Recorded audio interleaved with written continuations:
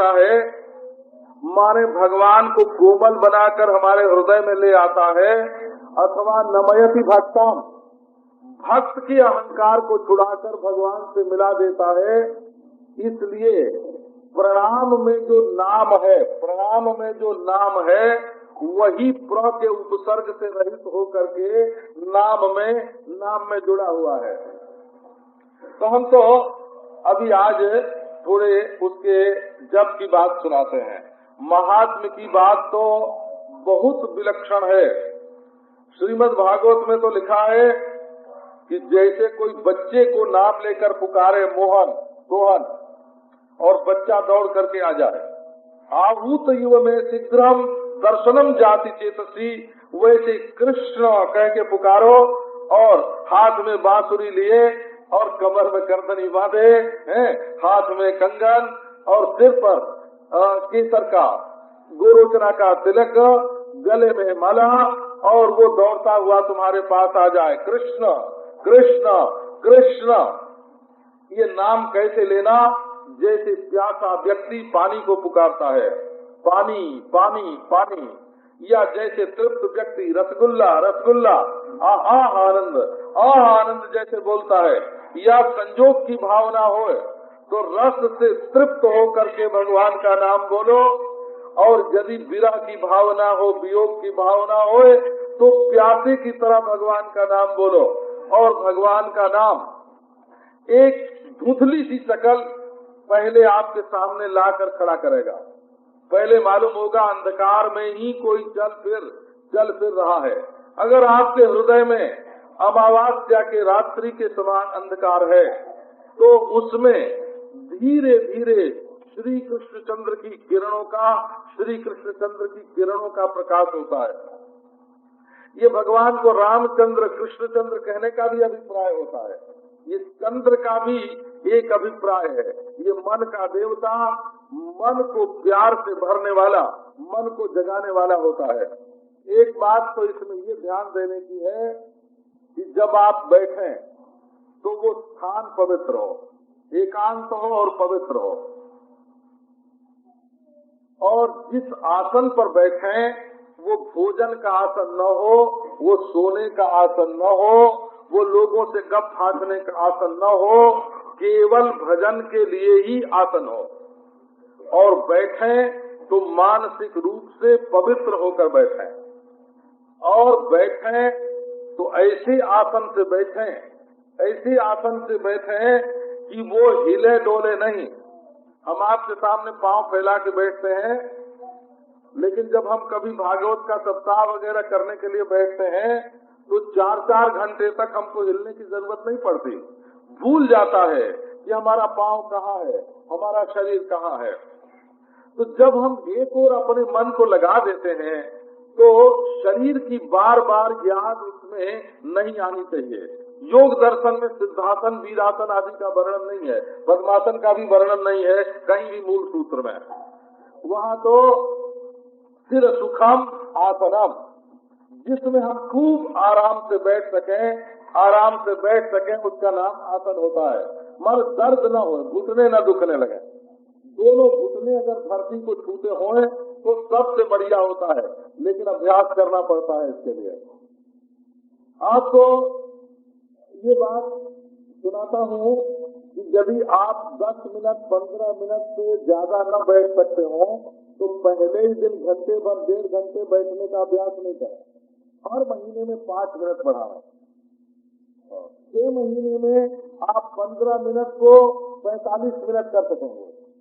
यदि आप 15 मिनट आराम से बैठते हो और 5-5 मिनट प्रत्येक महीने में बढ़ाते जाए तो 6 महीने में आप 45 मिनट पर पहुंचेंगे, और उसके बाद 3 महीना और करने पर घंटे भर का आपका आसन घंटे भर का सिद्ध हो जाएगा।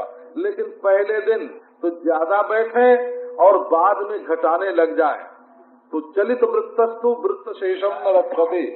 जो एक बार आगे बढ़ करके पीछे हटने लगता है, कम करने लगता है, तब उसका फिर कम हो जाता है, कम नहीं हो जाता, छूट जाता है।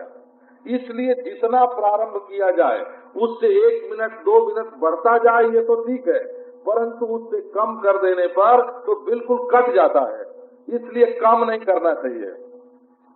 तीसरी बात आसन के संबंध में आपको ये सुनाना है कि जहाँ तक हो सके अगर वृद्ध न हो, रोगी न हो, तो पीठ की रीढ़ सीधी रखनी चाहिए। समम काय शिरोग्रीवाम धारयन नचलम स्थिरा संप्रेक्ष नासिकाग्रम स्वम दिशश्चानवलोकयन।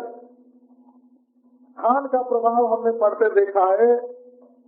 हमको तो ऐसे लोगों ने ऐसा बताया है कि अमुक स्थान पर मैं बैठा एक दिन और दूसरे दिन मेरे मित्र बैठे, तो दोनों को एक ही प्रकार का विचार उदय हुआ।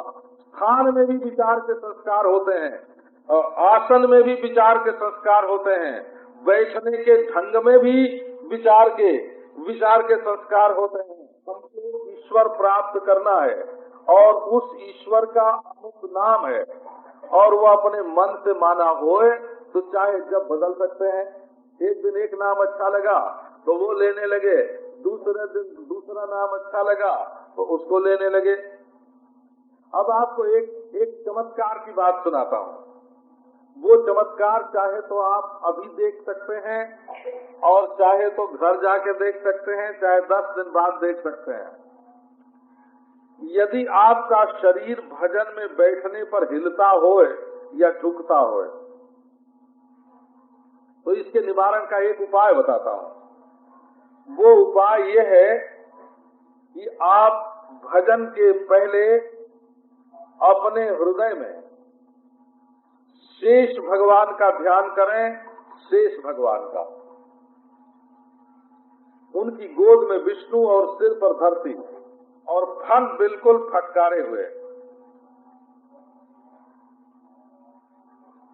योग भाष्य में ये बात कही गई है और हमारा अनुभव है कि जब तक आप विष्णु को गोद में लेकर और सिर पर धरती लेकर, सारे संसार का बोझ है सिर पर और गोद में है भगवान नारायण शेषशाही, और शेष भगवान गौर वर्ण के सर्प हैं ये शेष, और इनकी फड़ा सहस्त्र है, हिलते नहीं है।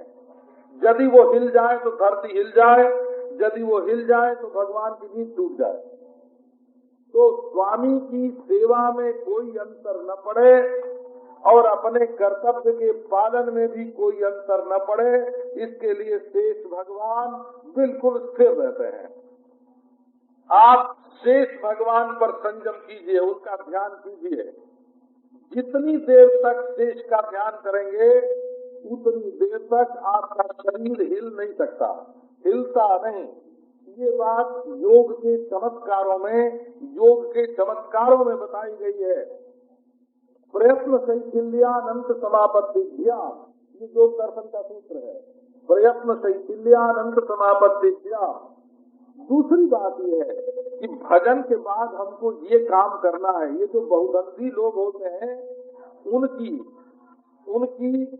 स्थिरता न होने में ये मुख्य कारण है।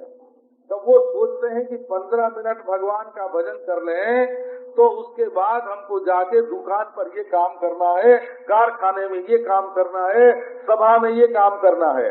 अब वो जो कर्म करने का संकल्प है वो संकल्प शरीर को चंचल कर देता है, रक्त को चंचल कर देता है।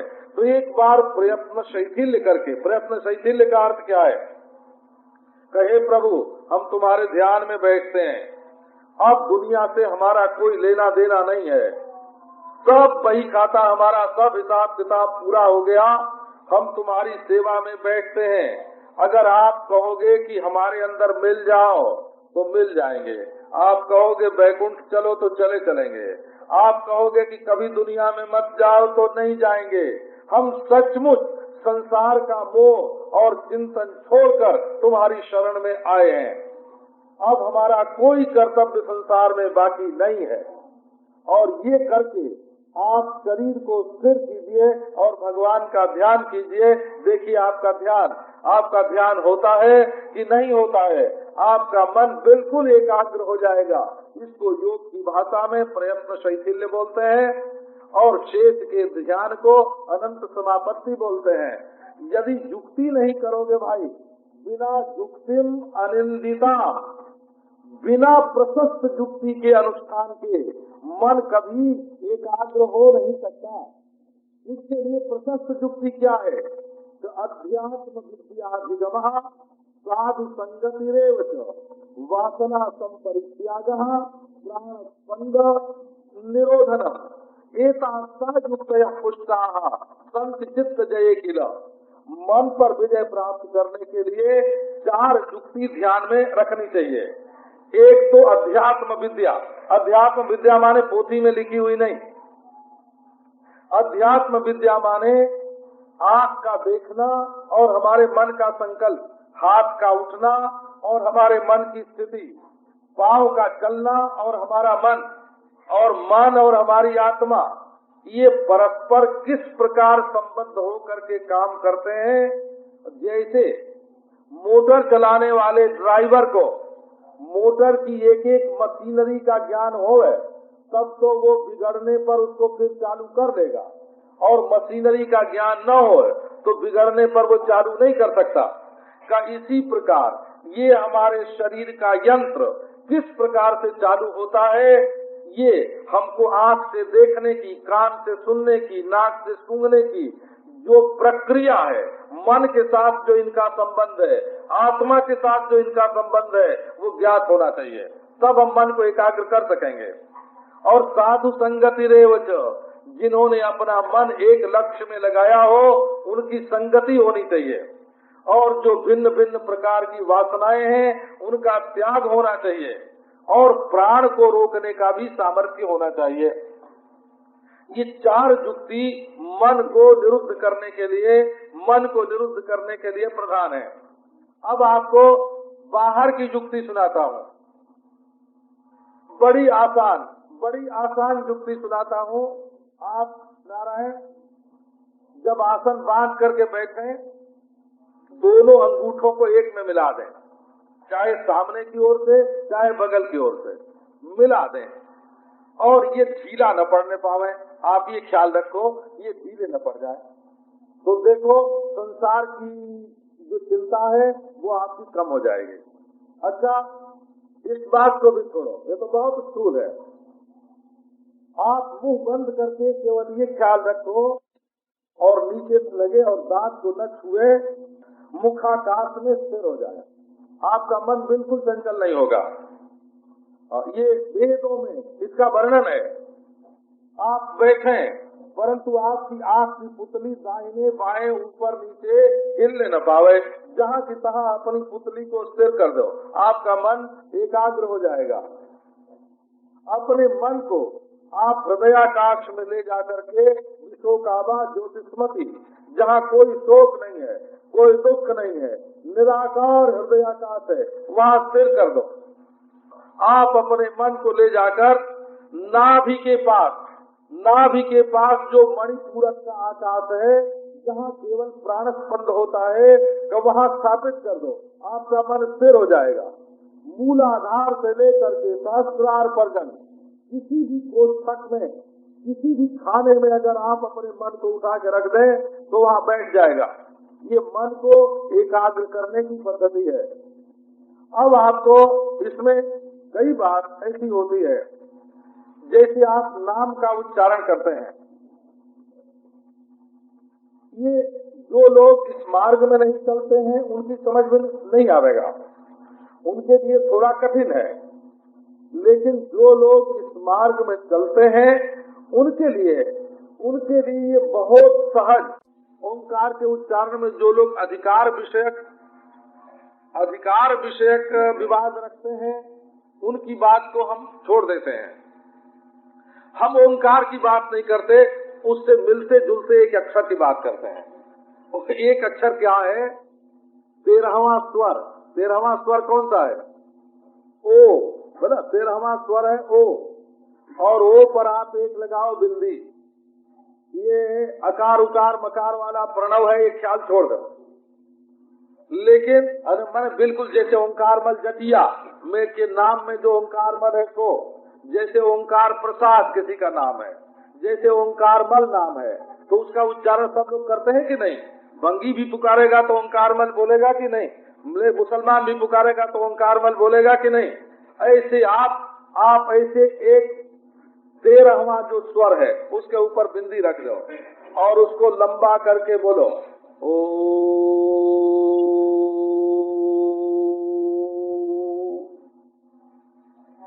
1 सेकेंड, 2 सेकेंड, 3 सेकेंड, धीरे धीरे 1 मिनट हो जाएगा।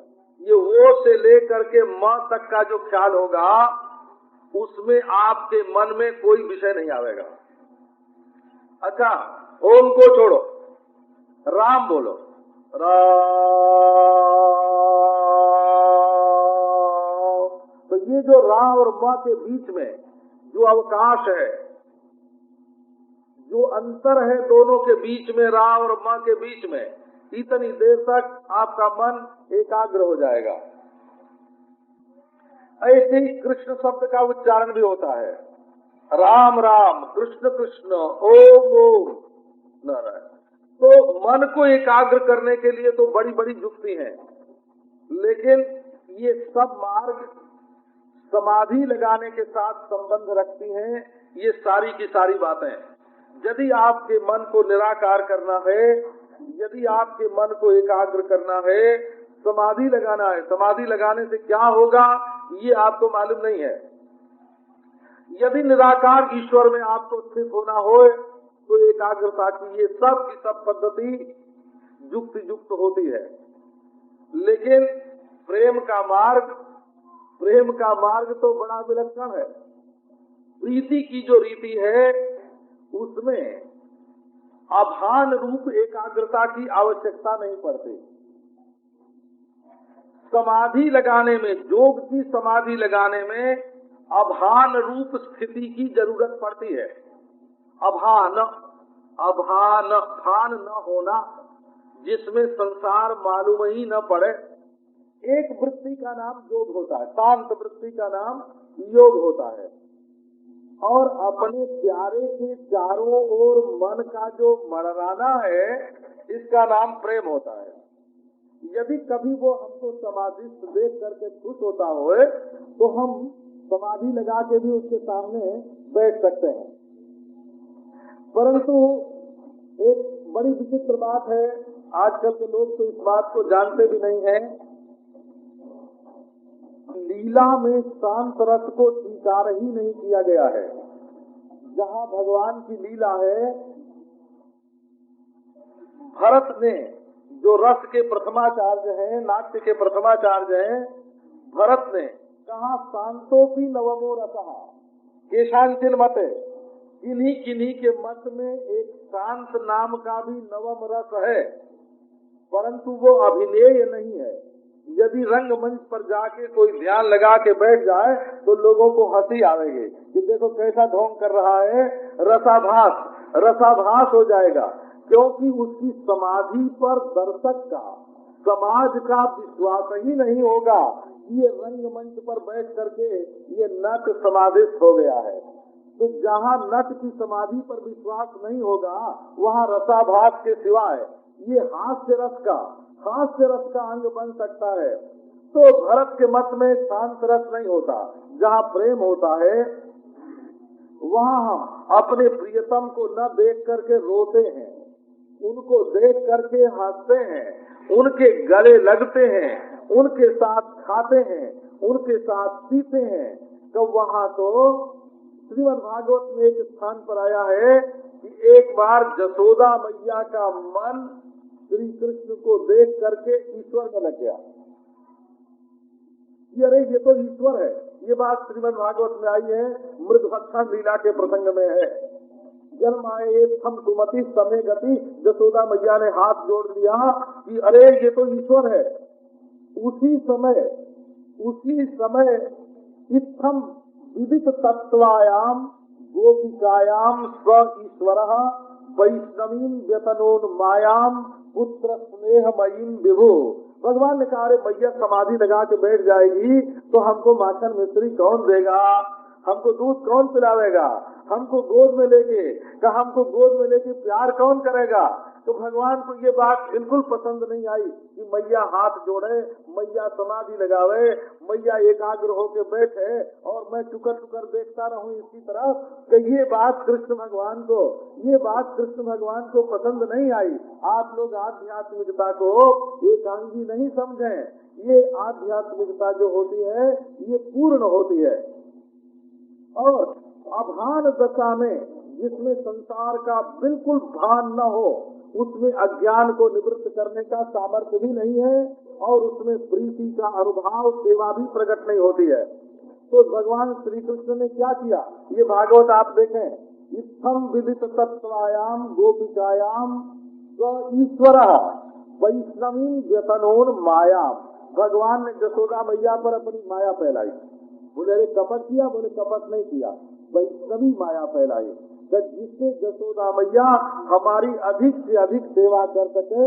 पुत्र स्नेहमयी जसोदा मैया के मन में आया, अरे हमारे लाला ने इतनी देर से दूध नहीं पिया है।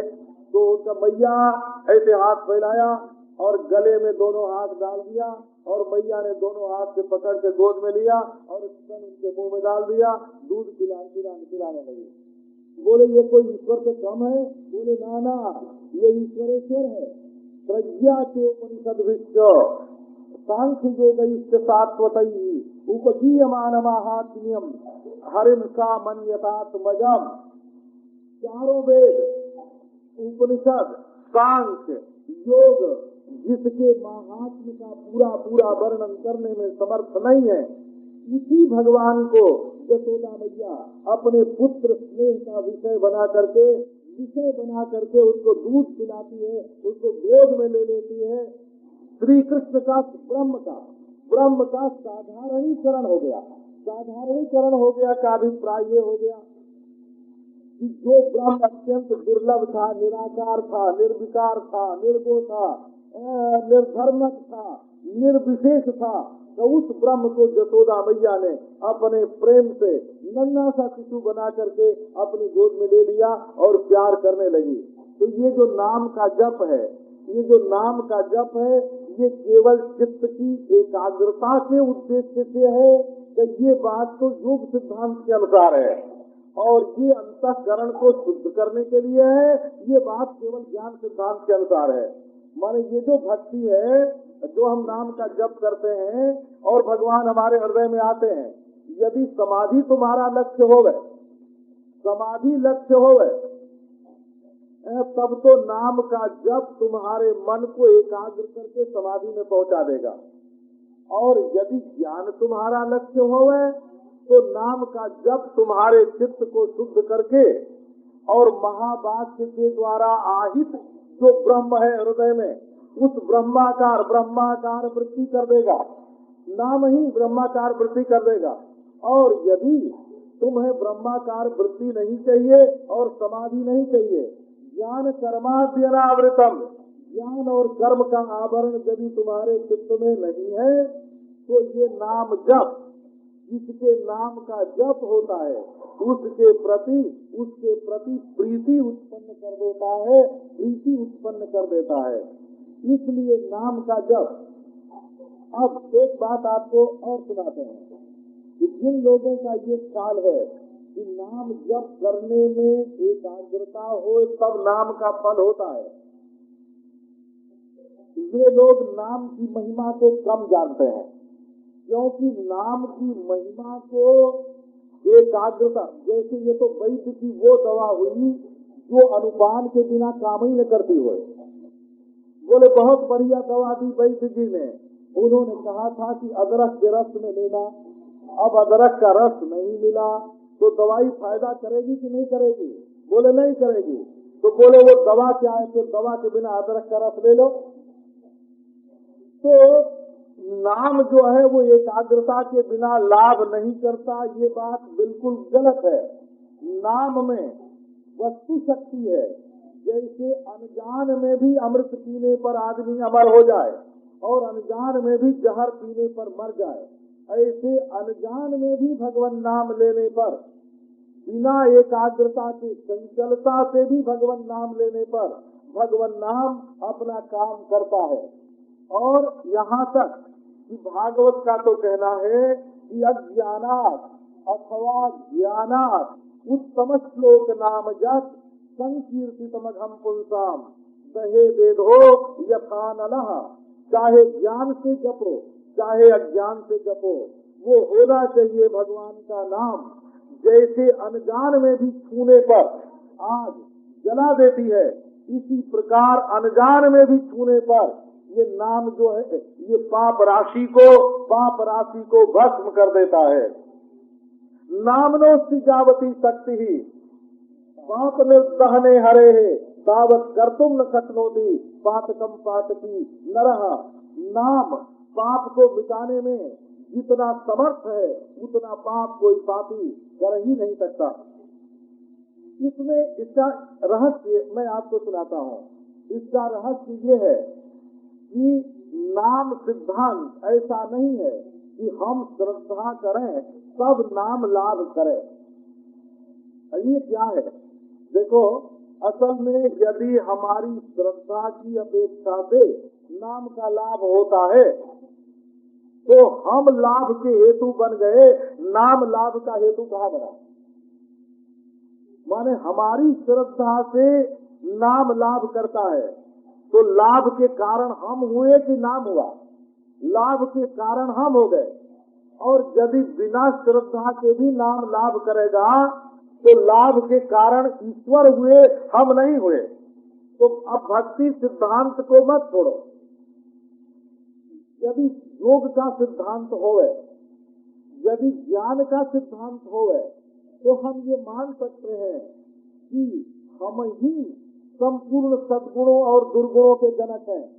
लेकिन जहाँ भक्ति सिद्धांत है वहाँ सामर्थ्य ईश्वर का माना जाता है। हम केवल नामोच्चारण करते हैं तो भी ईश्वर की कृपा से, ईश्वर के अनुग्रह से वही यहाँ बैठ करके हमारे मुंह से नाम की प्रेरणा देता है, तब नाम का उच्चारण होता है। इसलिए नाम का फल, जब नाम के उच्चारण में भी ईश्वर हेतु है तो नाम के फलदान में तो ईश्वर हेतु होगा ही होगा। इसलिए नाम का फल स्वातंत्र ईश्वर देता है, उसमें हमारी श्रद्धा का कोई उपयोग नहीं है। श्रद्धा से सद्गुण आता है, श्रद्धा से सद्गुण आता है, माने जल्दी से जल्दी ईश्वर की कृपा होगी, इस बात की सूचक है श्रद्धा। परंतु नाम का फल ईश्वर भी नहीं, नाम का फल तो नाम ही देता है। नाम पर विश्वास करने वाले लोग ऐसा मानते हैं कि एक जैसे बूंद बूंद अमृत गिर रहा हो तो अमृत की प्रत्येक बूंद हमें अमृतत्व, हमारे अमृतत्व और स्वाद को, रस को बढ़ाती है।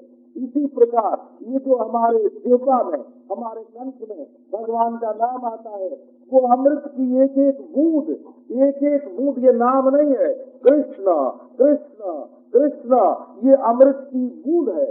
और न इसमें एकाग्रता की जरूरत है और न इसमें श्रद्धा की जरूरत है। ये ईश्वर की शक्ति, ईश्वर के अनुग्रह से ही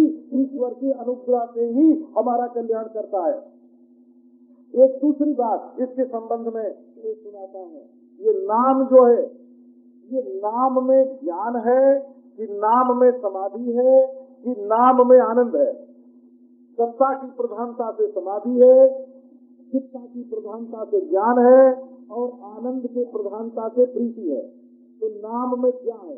जरा एक बार इस पर आप विचार करें। यदि कोई एकाग्रता के लिए नाम लेगा तो नाम एकाग्रता तो दे देगा, समाधि दे देगा नाम। क्यों? एक ही वस्तु में बारंबार वृत्ति जाने के कारण, एक ही वस्तु में बारंबार वृत्ति जाने के कारण विक्षेप मिट जाएगा और जिसका आप नाम लेंगे उसमें समाधि लग जाएगी। परंतु समाधि दे करके नाम चला जाएगा, नाम आपके पास रहेगा नहीं। समाधि तो नाम दे देगा क्योंकि आप समाधि चाहते हैं, नाम आपको समाधि दे देगा, लेकिन समाधि काल में नाम नहीं रहेगा। चलो बेटा खाओ, बच्चे को गुड़ चाहिए, माँ ने गुड़ दिया तो आप तुम गुड़ खाओ और वो खुद दूसरे काम के लिए चली गई। बच्चे को खिलौना चाहिए, दिया और वो नाम ये नाम भी माँ का ही है हो, और माँ न भवती गौ नयो प्रकृतार्थं महता, गौ नयो न और ये परस्पर क्या हुआ, दोनों कट गए, रह क्या गया का माँ। ये नाम जो है ये माँ है। यदि आप इससे कोई खिलौना चाहते हैं तो वो दे करके हट जाएगा, समाधि लग जाएगी। यदि आप ज्ञान से, नाम से अंतःकरण की शुद्धि चाहते हैं और ज्ञान चाहते हैं तो नाम अपने अर्थ को प्रकाशित करेगा। नाम में प्रकाशकत्व है। प्रकाशकत्व कैसे है? रूमाल लाओ, ये कह देने पर आपके मन में रूमाल नाम की वस्तु प्रकाशित होती है। नाम अर्थ का प्रकाशक होता है, इसलिए नाम ज्ञान का जनक होता है। परंतु यदि आपको केवल अर्थ ही चाहिए, नाम नहीं चाहिए, तो नाम अपना अर्थ दे करके लुप्त हो जाएगा। अब आप देखो प्रेम की बात, ये चिदंश दे करके नाम का लोप हो जाता है और सदंश दे करके भी नाम का लोप हो जाता है। लेकिन जब ये प्रेमांश का दान करता है तो प्रेमांश में न तो ज्ञान के समान अद्वैत है और न तो समाधि के समान अंधकार है, न तो समाधि के समान अभान है। दूसरी कोई चीज भासती नहीं। प्रेम में तो अपना प्रियतम भासता है और अपना प्रियतम भासता है तो वहाँ नाम का व्यवहार भक्ति में, प्रीति में बना रहता है। इसलिए भक्ति की पराकाष्ठा होने पर भी भक्त के मुख से नाम का उच्चारण होता रहेगा, कृष्ण कृष्ण कृष्ण।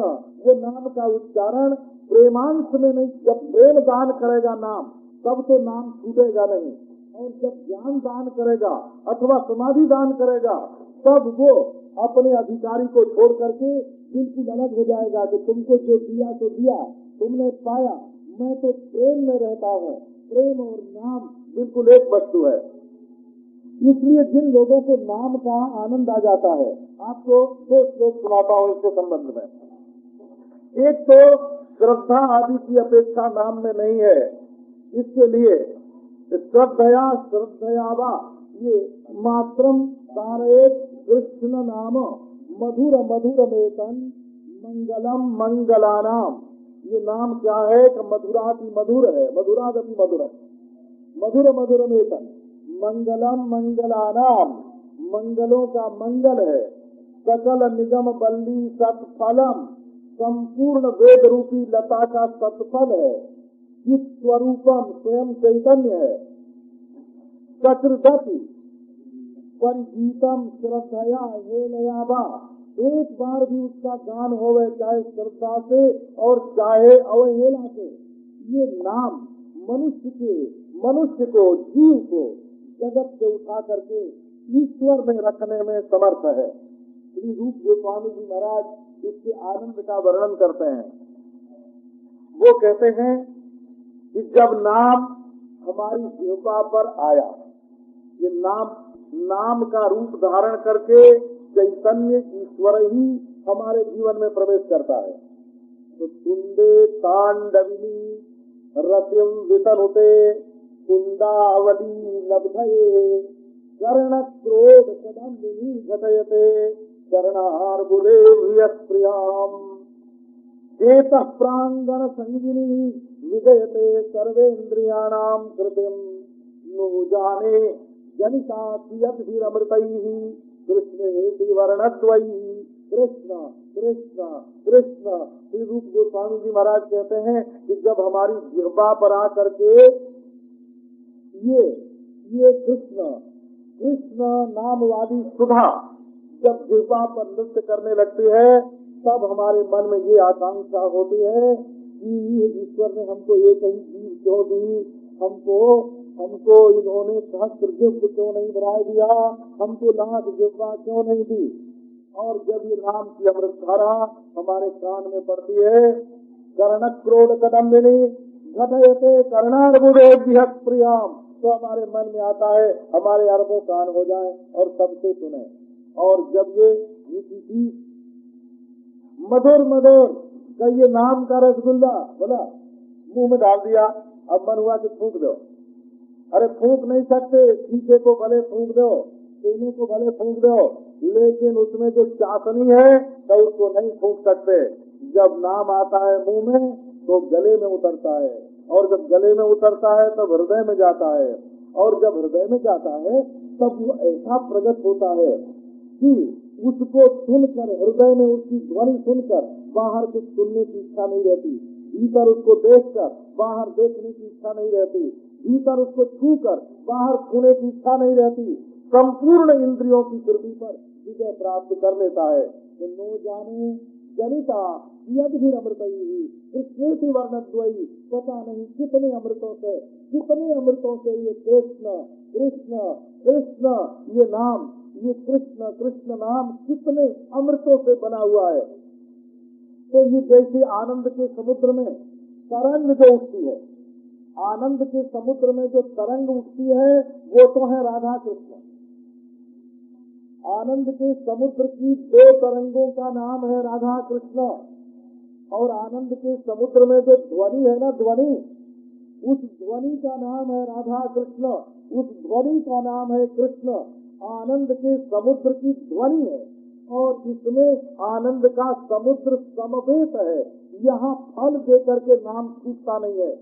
जहाँ फल दे करके नाम छूट जाए वो तो फल नामातिरिक्त ईश्वरातिरिक्त कोई फल होगा।